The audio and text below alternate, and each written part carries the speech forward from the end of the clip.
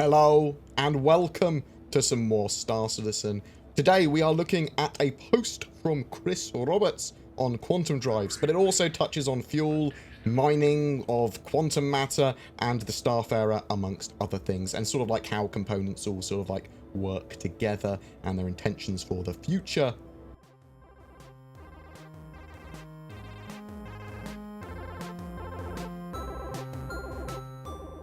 Chris Roberts was interviewed on RTV recently, and one of the things he talked about was quantum drives, saying that smaller ships would typically require multiple jumps to cross systems, larger ships would be more efficient with fuel, heat, and have larger quantum drives, giving them extended range. There was a massive post on Spectrum going into further details on quantum drives from Chris Roberts and his thoughts on them, which we shall read and then discuss. I thought it would be useful to clarify a few things, as I'm seeing a polarization of opinion on the quantum drive mechanic that I discussed on this Friday's RTV.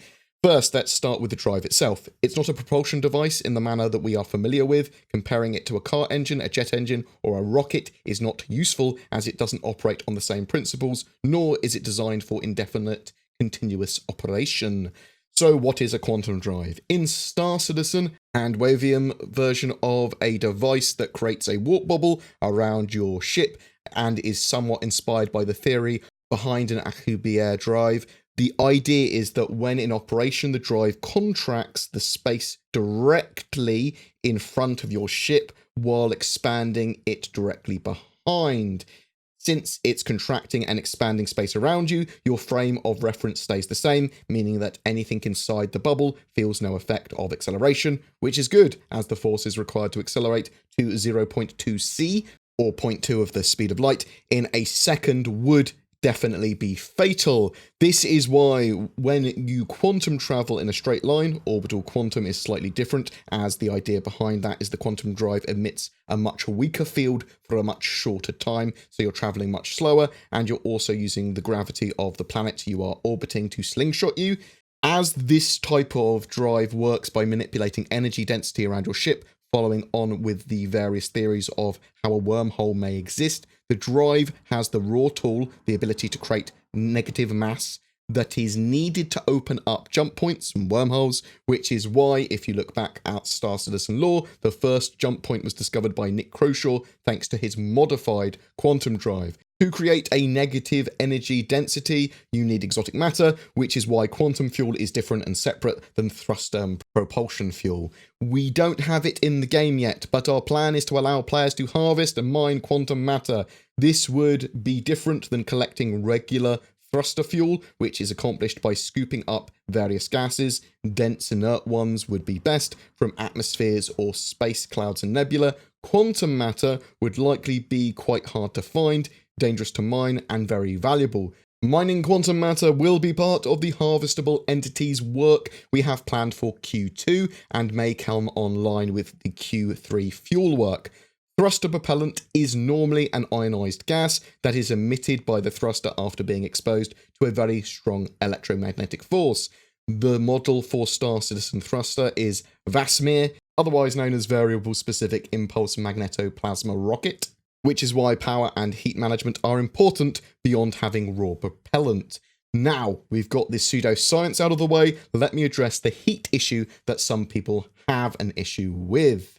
The idea behind the quantum drive and jump drive is that it requires a huge amount of power, and the process that involves converting quantum matter into negative energy fields generates significant amounts of heat, which must be dealt with. The continued operation of the drive creates more heat than almost all ships have the ability to absorb, but the larger the ship, the greater the capacity for both power generation and cooling, so the heat doesn't build up as quickly as it would in a smaller ship. The larger the ship, the more space for power and cooling units. The Idris is a good example, with its huge reactor room and its cooling bath. Because of this, it normally takes longer for a big ship to reach the point it must shut down the drive to allow it to cool down, which is why larger ships can quantum travel for a longer duration than a smaller ship that can't dedicate nearly as much space to power units and cooling. This is also the reason really small ships like a Merlin don't have a quantum drive at all. They don't have room for the minimum required power and cooling you need for a quantum drive. Now, we could have just said size 1 quantum drives can jump for X time or distance, and size 2 ones can do twice as much. If we had, I doubt I would have read a bunch of posts comparing quantum drives to car or aircraft engines. How they don't overheat, so it's stupid that 900 years in the future quantum drives overheat, although if you have a coolant leak or you're driving across the Sahara, I think you'll find a car engine can overheat. But, as I said at the top of this post, it is the wrong comparison to make. In the universe of Star Citizen, no one that humanity knows of has made a quantum drive that can operate indefinitely. A quantum drive allows you to cover great distances in a short period of time, but is only capable of operation for a limited amount of time before it needs to shut itself down and cool off. The reason why we made heat as well as quantum matter the driver of quantum travel times and distance is that it allows players to make choices how they configure and set up their ship. Explorers would likely favour higher quality and larger cooling, as well as a strong power source for long-distance quantum travel and jumps, but this would also likely be at the expense of more powerful shields or weapons, which it then couldn't operate effectively. The whole idea is to have the player make hard choices in what components to upgrade or equip. What is their priority? Combat, travel time, distance, protection. All things in the game are meant to have trade-offs. We don't want some meta ship or loadout that trumps everything else. You configure your ship for combat, but you can't quantum as far as your weapons and shields are sucking down a bunch of power and cooling. If we didn't tie this to power and heat, but instead use some arbitrary time per drive, there wouldn't be as much ability for the player to affect things inside a holistic system where all components of the ship matter. They simply would have to move up to a bigger item or ship to travel longer while in quantum. With the system we're implementing, you'll have a lot of ability to tweak or alter things on the fly, depending on your objective. A pilot could divert a bunch of power and cooling away from other systems, like shields or weapons, to quantum further, but the downside is when coming out of quantum, they will be vulnerable until they can shift power back to the systems needed for combat. This is much better gameplay as it gives players the opportunity to tweak and adjust on the fly. We built a systemic pipe and resource management system for the ships, people and locations, just so people could make trade-offs in the resources dedicated to various components to achieve their current goal, or use this knowledge to cause havoc on an enemy ship or base. When far away from the nearest landing zone, you can't just equip a bigger or better quantum drive in your ship, but you could divert a lot more power and cooling to it to get it just that little extra distance. Now, this does not mean that we've managed to perfectly balance all the components, or that the feedback or the control on their state is as clear as it should be, which is where I feel some of the frustration is coming from. Balancing power, heat, and fuel use will be an ongoing project, patch to patch, but what you are seeing with the power and heat management for thrusters, quantum drives, weapons, shields, scanners, and other components is the beginning of holistic systemic gameplay that I believe will make Star Citizen, for those willing to invest the time, one of the deepest and more rewarding games out there. Having said that, it doesn't mean that the initial learning curve should be steep. Power, overclocking, and heat management should be how invested players squeeze an extra 10 to 20% from their equipment to give them an edge. You don't have to do it, but if you know your ship and your components well, you can Scotty that bit extra you may need in a tight bind.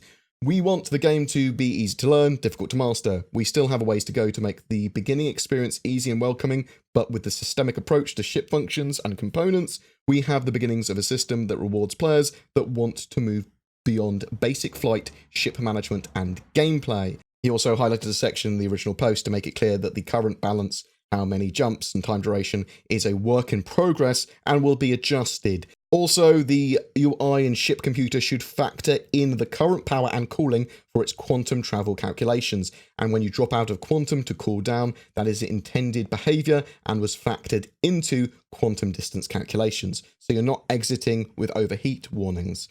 Unless you are interdicted or a cooling or power unit misfires or criticals from where, you shouldn't exit quantum with warning overheating messages, just that you need to let your quantum drive cool down for X seconds before you can spool up for the next quantum jump. He did then go on to say the starfarer will be able to transport and deliver refuel in flight, both regular thruster propellant and quantum matter. It will be able to refine quantum matter into quantum fuel. The only aspect not decided is the mining aspect, as we really don't want to make the starfarer a heavy-duty mining ship, but it's likely we will have some smaller equipment, like having a handheld mining device to allow you to EVA out to collect quantum matter, but we haven't decided this just yet. I thought there was a few things in that statement by Chris Roberts in that post that we should probably talk about. The quantum matter stuff. So it sounds like starfarers will not be able to directly mine quantum matter themselves, is the current thinking, which is a bit foolish in my opinion. The starfarer, you want it to be a fuel ship that can gather quantum matter and all that sort of stuff. That's sort of like how it was sold, or at least how I believed it was going to operate. The main intention, though, I suppose, of the starfarer is that I want to use it to make money and to help refuel other ships. So as long as it can make money, it can mine gas, it can make money from that, it's a viable option, an alternative to other sort of like roles in the game, and I can use it to go out and refuel ships. Bam, that's sort of like what I want. I would like it to be able to farm quantum matter, but maybe quantum matter is in such small, little tiny chunks that you put it in a starfarer. Once you get some, you literally like get it out with your mining tool by hand or whatever, and then you need other boost fuel or other fuel or whatever to mix with that to make quantum fuel. I don't know. We'll have to wait and see exactly what they do with that. Obviously, we don't want the starfarer to have less of a purpose. I think we all originally thought that quantum fuel was going to be gathered in clouds. It was just going to be rarer or whatever, and that was one of the main purposes of that starfarer. But tell me what you think in the comments below. I do agree with Chris with the smaller ships shouldn't be able to quantum travel massive distance. That's why we want carriers. Or if they do travel long distances, it should be very inefficient quantum fuel wise. There does need to be a reason that you'd want to use medium ships, or have ships that are carriers like the Idris, like the Polaris, like the Kraken. Things like that give operating range to these smaller ships. Now, there are going to be long-distance fighters. There's going to be the Vanguards and potentially the Banu Defender, things like that will be able to go a lot further. And they're sort of like built to be longer distance, smaller ships. But they're still not going to have the longest range in the world or anything. They're probably not going to be as effective as medium-sized ships at sort of like quantum traveling and going a longer distance. It was good that they identified that quantum drives are sort of like restricted by the power needs, the heat they generate, and I suppose the drive and fuel itself. I think it was good that they differentiated them from like a combustion engine that we have at the moment. They are their own beast. I also found it interesting that Chris said that no one that humanity knows of has created a quantum drive in-game that can work indefinitely. So maybe there's some races they've already got planned, or some encounters or whatever, or some ancient civilizations that potentially had this tech that they will talk about in the future. I'm also very much in favour of having lots and lots of choice of components and how they interact. One of the joys for me from EVE Online was outfitting ships for hours and hours upon end. The huge amount of components and modules there really did it for me. Like, I think that was one of the most amazing things in EVE. And I hope that Star Citizen has, I suppose, even a fraction of the amount of modules that EVE did would make it quite fun. But I want to see lots of different quantum drives, power cores, shield generators, coolers, weapons, other equipment, subcomponents. I mean, subcomponents is going to be very interesting as well. But it all sort of like builds together. And people, when they're talking about quantum drives, how they're functioning at the moment, yeah, there's some problems in the PTU with them, but there was problems that were bug-based as well. People were getting their ships pulled out of quantum drive by Crusader security and other security forces, and effectively interdicting them, even if they were lawful players. And they were doing that quite a lot around Port Olisar and some of the other areas I found. So hopefully people's ships should now only stop when there's a reason to stop, whether that's a misfire through one of their systems, or because their quantum drive now actually needs to cool down, and that the system has sort of like pre-plotted those points and go, well, you are going to need to cool down here, otherwise your drive will overheat. So I like the ideas behind that. It's just we don't have the full core of the game yet. We don't have all the components. We don't have all the subcomponents. They're isn't as much in space as there should be. There will be lots of like events and signals to detect and reasons to come out of quantum drive. At the moment, people just want to get from one area to another without crashing. And when there's things that sort of like prevent you from doing that, like, oh, I've come out of quantum drive again, it's going to make my 7-minute journey 13 minutes because of the amount of stops and cooldowns I've got to do, and the game might crash. That can be quite infuriating. So I think some of that is probably, some of people's anger is probably to do with that. But tell me what you think in the comments. I can only talk about my points of view and how I understand these mechanics and what was talked about. So if there's something that was making you angry or that I don't understand, you can please inform me. I always enjoy being educated and it gives me other ideas for videos and that sort of stuff. Every month we have a giveaway for a Star Citizen ship. For April 2019, we are giving away a Drake Corsair with lifetime insurance. It's the new concept ship focused on exploration, and the loaner for that ship is currently the Constellation Aquila and the Buccaneer. To be in for a chance of winning, be subscribed to my channel and comment on any video that I put out during April. Full details in the description below.